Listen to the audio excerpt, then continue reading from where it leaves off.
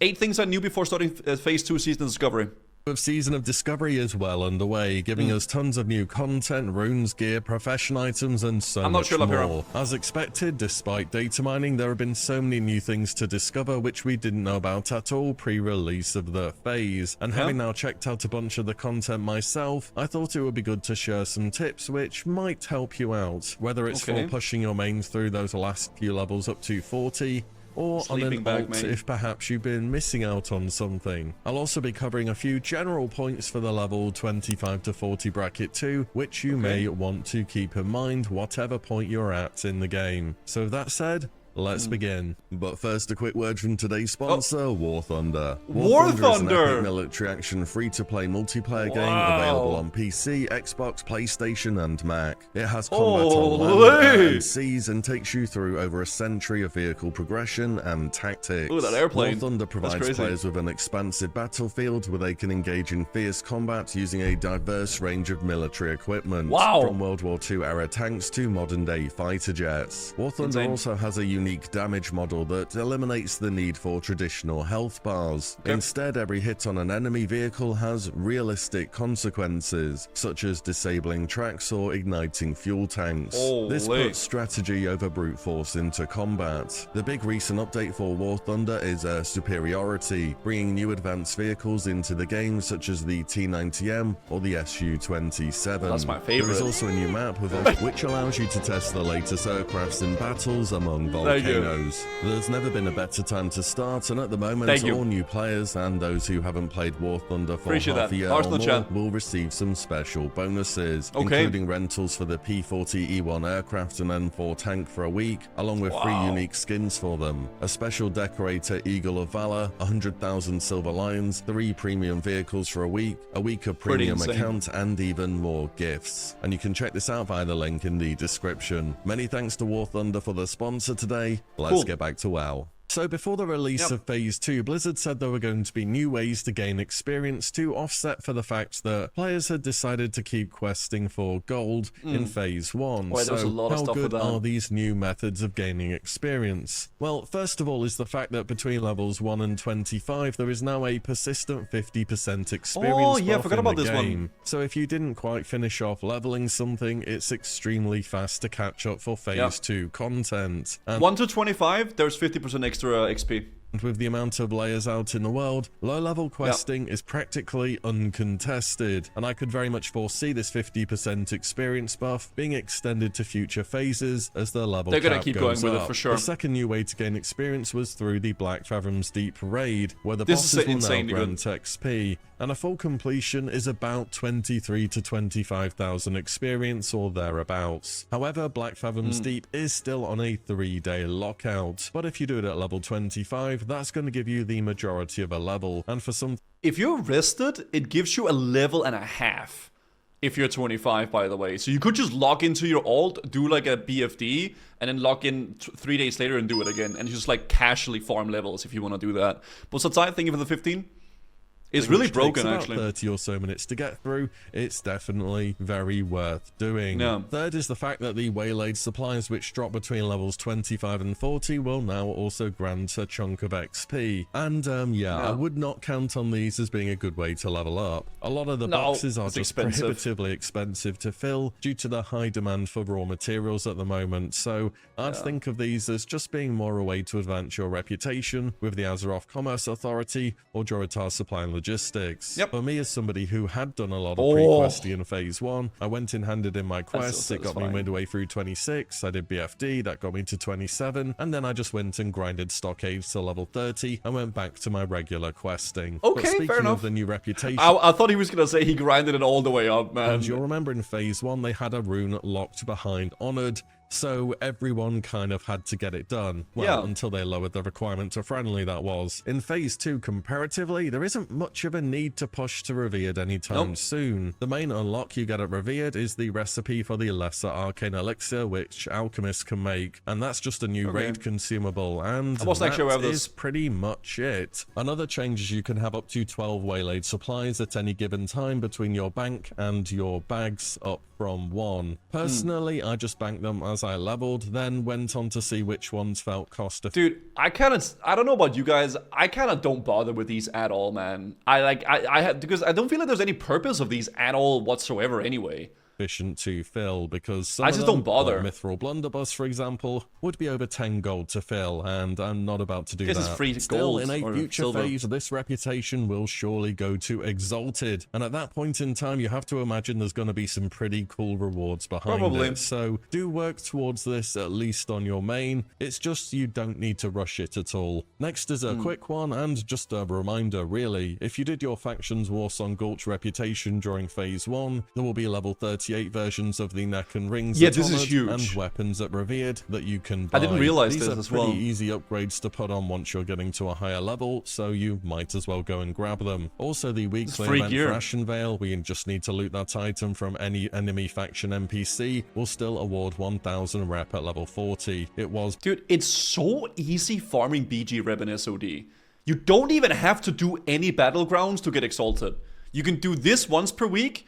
This gives you 1000 rep with Warsong, and the lumber marks, whatever, from the Blood Moon event gives you AP rep. You get 200 AP rep per 1 silver coin. It's insane. Bugged at the start of Phase 2 to For give 5 100. months?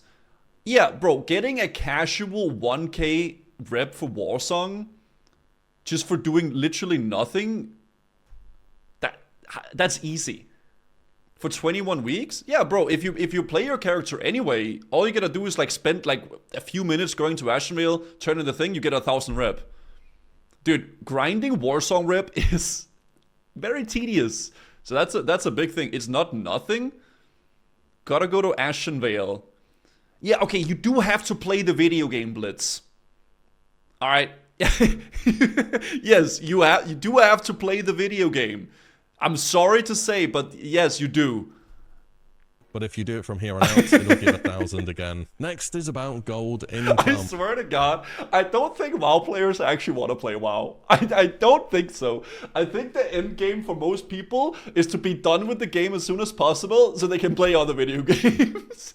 Well, I thought Blizzard were gonna go easy on us because, you know, it's a seasonal server and all that. We don't need to put excessive gold sinks in the game, right? Well, it turns out actually there are going to be a bunch of gold sinks at level 40. So having a gathering character or just a class you can farm gold on is not a bad idea. Mount costs were put back up from 40 gold to 80 once again just before the patch dropped. And a bunch of the new endgame profession recipes will set you back 25 gold each. And the ranks of your abilities start to get quite a bit more expensive between 25 and 42. Saying that, bonus gold from quests in some cases is up to 4 gold from elite quests at level 40, and items such as elemental fire, earth, all those kind of things are still dropping from your standard herb and mining nodes. So if you don't mind carrying on questing and gathering after level 40, you should be okay in terms of how much gold you can make, but just know that Blizzard have up to the amount of gold sinks in the game. Next is about the quest for the cozy sleeping bag. In short, it's a lot of running across the world, but it's well worth doing. Because if you do it when you're leveling, the quest by itself, as in the whole series, will already give about 15,000 experience, which isn't half bad. You'll also get 8 rations of student fodder. Each of these will give you 20% of a total level worth of rested XP. And this appears to be 20% of your bar, whichever level you're at. So it gains much more value when it's used towards level 40. And I think this is absolutely amazing. I think the sleeping bag thing was hella sick. I love Stacy, but he plays like a gamer and continually says he's worried about running out of content too soon. I think we are gonna run out of content pretty fast in SOD phase 2. I really think so. I think raid logging will become very prevalent very fast. But I think that's also just the case of it being such a low like level band, right? There's only this many things you can do at level 40 before you kind of run out of stuff in a way, right? And you start raid logging, I suppose. If you're trying to get the most out of them, I'll probably start using them around mid-level 36 to 37. The item does have a 30-minute cooldown though. You can't just pop them all at once. I would make use of the student fodder in phase 2 because who knows, Blizzard might not like people saving them for later phases, and they could easily amend a food-related item to say it's gone bad after having sat in your backpack for such a long period of time. Now, if you did this quest at level 40, obviously you don't get to benefit from the fodder, but on the flip side, with bonus gold kicking in, you probably made around 12 gold or so, which again, isn't bad. As for the fodder... Also, by the way, that rider quest chain with the rune gives you apparently like 15,000 XP as well.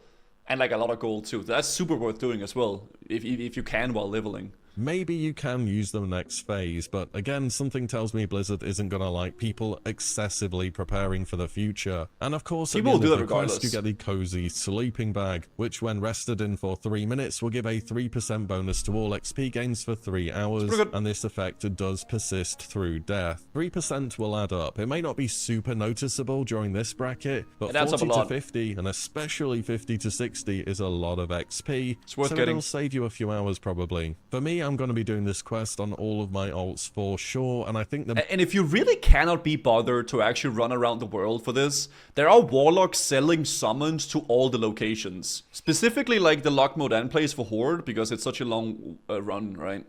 Main benefit of it at the moment is the fodder, just to get those last levels out of the way nice and fast. Again, it's a lot of running, but I think it's totally worth doing, so do look that one up. Moving on, I have Stranglethorn Vale event, and it is predictably absolutely brutal. If you haven't checked in on it yet, it occurs at midnight and every 3 hours thereafter. And much like Ashen Vale when that first came out, it's already undergone several different changes. This event is cool. PvP is just so difficult to get right in this game when it's so inherently unfair, and players will do whatever it takes to get the rewards in the most degen ways. Initially, players were able to just basically graveyard camp and farm people, enabling them to earn the rewards from the event super fast. Yes, the event is so boring. I like it. I think it's a pretty cool take on a world PvP event that gives you some rewards as well. I think overall it's a pretty goddamn sick event. Way better than Ashen Vale. Like that. Now when you res instead, you're pacified and invisible for 20 seconds. The goal of this is to allow you to escape the death ball and res up and recover, but then other people just phase out of invisibility next to you and it just turns into a bunch of skirmishes. But hey, I think it's an improvement over what it was at least. The idea behind the event is it of course being free for all, but realistically you need to be part of a 5-player group to get much done. Otherwise you're pretty much voluntarily offering yourself up as a sacrifice to the roaming 5-man gank squads. Maybe you can get some good results solo if you're playing a god tier PvP class such as a Shadow Priest, but for the rest of us mere mortals, you probably do want to be finding a group. And it has gone a bit under the radar as well, but regular NPCs defeated during the event also grant 1 blood. And quite often, at least in my experience, there are groups forming who basically just form a 5-man and then go to an out of the way area and farm NPCs during the event. The idea is that the Curse Cave is where people do that, for instance, because there's a lot of respawns, right? Somewhere that's far enough away from altars and just PvP hotspots where it's unlikely that people go out of their way to hunt you down. So you're not... Yeah, true. People usually go to where the big troll is for double blood coins. As far as PvP events go, it's almost as good as it gets. Kinda, yeah. I mean, there's only so much you can really do to make a PvP event great, because at the end of the day, the PvP is the point, right? And I do sorry. And I do think that the event incentivizes a lot of PvP. I mean, obviously, that's the whole point of it. Hard forced to do PvP to get the rewards out. No, it's not punishing if you die in the event. It's probably going to take you a bit longer doing it this way. Sorry, it's also worth a mention because I know we're early on into the phase, but the type of PvP on offer in this event is just not casual friendly. And if you're in STV and you're a lower level, you're going to get farmed, and there isn't much you can do about it. The event even makes Flight Masters aggro in Booty Bay, so... I don't like that. Dude, if you go to Grumgol when the event starts, you just get clobbered by the Horde guards, even if you are Horde. Like, what the hell, man? Try not to right-click them. They just destroy you. I've seen that happen once or twice. You can turn the event off at Zandalari Emissaries, and Blizzard just added a bunch more of them into the game now, including ones in Tirisfal Glades, Ratchet, Booty Bay, and more. They're all over the place. Yeah, I didn't know either, Pixie. Before you get into Stranglethorn Vale, you're probably going to see one of these trolls with a huge blood-type icon over their head. Talk to them, and they will disable the event for you. This just turns on... Yeah, I was about to say, he's gonna say it now. I was just about to mention. For all, however, opposite faction players can, and probably will, still attack you. And when you turn it off on a PvE server, you will still be flagged for 5 minutes. But yeah, the event so far is definitely trending towards being friendly for more higher level players. You should group if you really want in, and above all, you should not expect it to be particularly fair or even balanced, because that's world PvP in a nutshell. Next is to look out for upgraded items when running dungeons. Now these upgraded items are aimed basically in their entirety towards casters, hybrid DPS, and healers. If you're a physical damage dealer, there kind of just isn't anything new because your item options are already pretty good. And caster gear comparatively sucks, but Modern Blizzard understands itemization better, so they've gone and updated a bunch of things and given them some spell power. So if you missed out on BFD loot and you're feeling behind, you're going to have plenty of chances for upgrades between 25 and 40. A number of Melee still way more popular. I think casters are looking a lot more better though in this phase for sure. I would say so. Items in all these Scarlet Monastery stamina dungeons, Razor Fen Downs, and even a few in Alderman have received updated stats, so keep an eye out for them. And I'd recommend getting the Atlas Loot add-on for Season of Discovery too, just so you can have a bit of an advanced look about what can drop. It's a similar story with crafting professions. A huge number of items have received updates from tailoring, leatherworking, and blacksmithing. So whatever your armor type or spec, providing you're a caster of course, you should be able to find a decent upgrades for not unreasonable prices when it comes to the updated items. Again, Atlas Loot Season of Discovery is great here, would very much recommend. And if you... The prices for stuff is gonna go down a lot now though, because I think they increased the drop rate on a lot of the materials in No More again, and it's on a 3-day lockout now as well, right? So it's gonna be not that bad anymore. Toasted Yogurt, thank you for the 8 months, man. Salvages were 4 gold earlier. Yeah, they were like 16 gold a few days ago, right?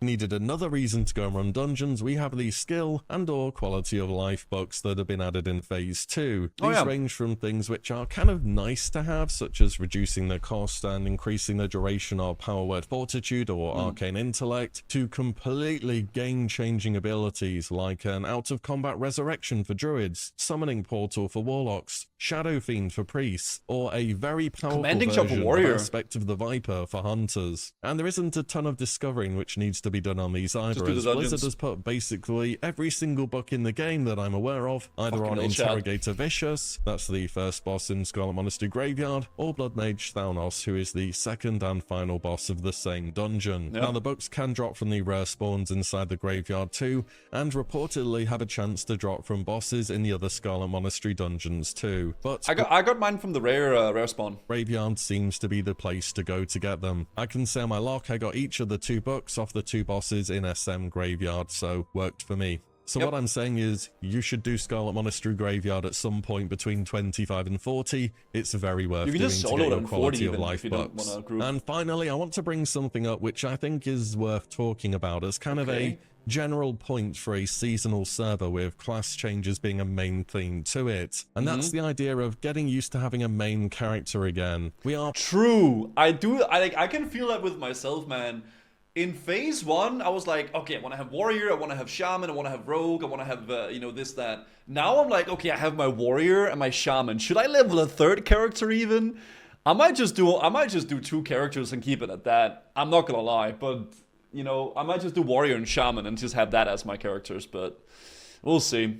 I had to solo farm them at 40 because they didn't drop in the dungeons while leveling. Ooh. Prep, get all classes to 40, prep for the next phase? I think I would literally burn out so hard if I did that. I don't know. I feel like at that point you're kind of just forcing yourself to play the game if you play like that many characters. I want to still enjoy it, right? I want to still have fun on the characters I play on, not just play them because of it. You know? I did that in phase 1, doing it this phase as well. I mean, if you have fun with it, that's completely fine, right? Playing vanilla, things are slower paced, and it's worth considering your main pick for more reasons than I just want to be the best at doing this one thing all the time. More so than ever in World of Warcraft before. You should pick something you know you're gonna like, even if you're not always the best. Again, this is the first time playing Classic where we cannot be very sure of what will be the best due to the new runes and class balancing. In every version of Classic so far, we've been able to make a pretty good educated guess as to what will be top of the meters. In Season of Discovery, one phase you might feel like a king, and the next one you're like a peasant in the fields. And Classic is a game where typically you cannot raid like half a dozen different characters, simply because everything takes so long to do. Time to level, to find the runes, to farm consume. I don't think it's that bad as he makes it out though. Your first character takes a while, but the second one you can just speedrun it, man. I really want to roll a mage ult, but I got a lot of grinding to do on my priest still to afford the epic crafted helmet. Yeah, I can understand that, Constera, for sure. The farm gold, it is gathering that bad, well though. buffs and so on. And coming off the back of maybe the worst part about ults is like if you want to do multiple professions, because professions are expensive, right?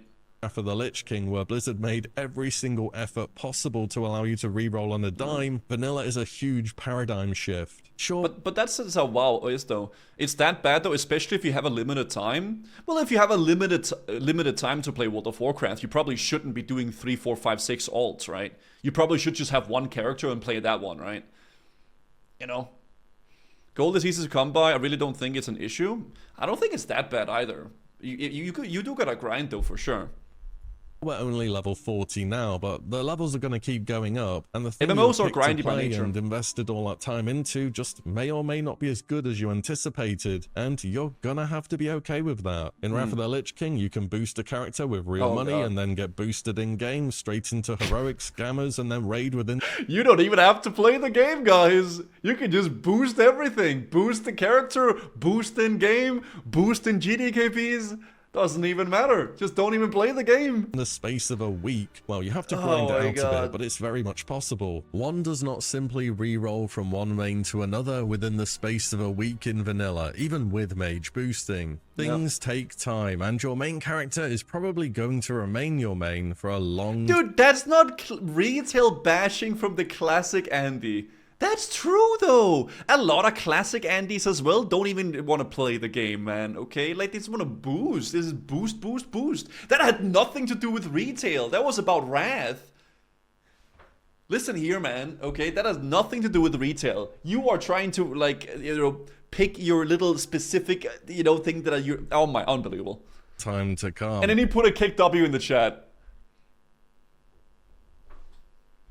I'm on to you. I'm on to you. So just be ready for the changes and pick something because you know you can have a good time playing it, even if it is not the best at everything. I'm saying this now because Blizzard rightfully just took a huge amount of power out of Star Surge for balanced druids, and they've tried to redistribute that power into Starfire. Results may vary for how successful the change was, but having an instant cast 6-second cooldown spell that crits for over 1,000 just isn't gonna fly. Shadow Word Death is gonna be next, by the way, alongside melee hunter's damage, if both of those things haven't already happened by the time this video's out. But yeah, buffs are gonna happen, nerfs are gonna happen, and it's hard to reroll or just play multiple characters in vanilla due to the high time investment needed. Or you can always just play a warrior. Surely that's the safe pick, right? Well, you'd think so, but some bosses in Gnomeregan have more armor than Molten Core bosses. Guys, we're gonna pop off, man. We're raiding today on the warrior. I got my gear, I got my runes, I got my consumes. I'm gonna top DPS. What I've heard is correct, so we just don't know what Blizzard has cooking for the future. What I'm trying to say is don't overly chase the meta to play what is very good each single phase, because I think you're gonna burn yourself out on the seasonal server. Pick something. I think a lot of people are burned out already. I'm gonna be just completely honest here. I do think a lot of people are kind of burned out a little bit on it. You think looks cool, and if you just want take to your time with it, after enjoy that, it, don't stress out out doing that. But re-rolling excessively is pretty tricky to do unless you have a lot of free time. And that's it for the video. Cool. Let me know your impressions on phase 2 so far. I've been enjoying it a lot myself. The extra talents and new rune combinations have me thinking about a lot of different playstyles that are now opening up. And it's always fun to try and figure out some niche build that lets you do a difficult quest or a particular gold farm. If you made it to the end of the video, do consider dropping a sub on the channel, as I will be covering and breaking down all major Season of Discovery news right here. And finally, thank you all so much for watching and listening in, and I'll see you on the next one very soon. Yeah, I mean, I think overall good video. Hardcore stuff is peeking around the corner. I think a lot of people probably burned out because of the long phase 1. So like they made like 1 billion alts and just kept blasting it, right? But yeah, good video from Willie. I think it's always interesting talking about how the SOD stuff is going on and everything like that, right?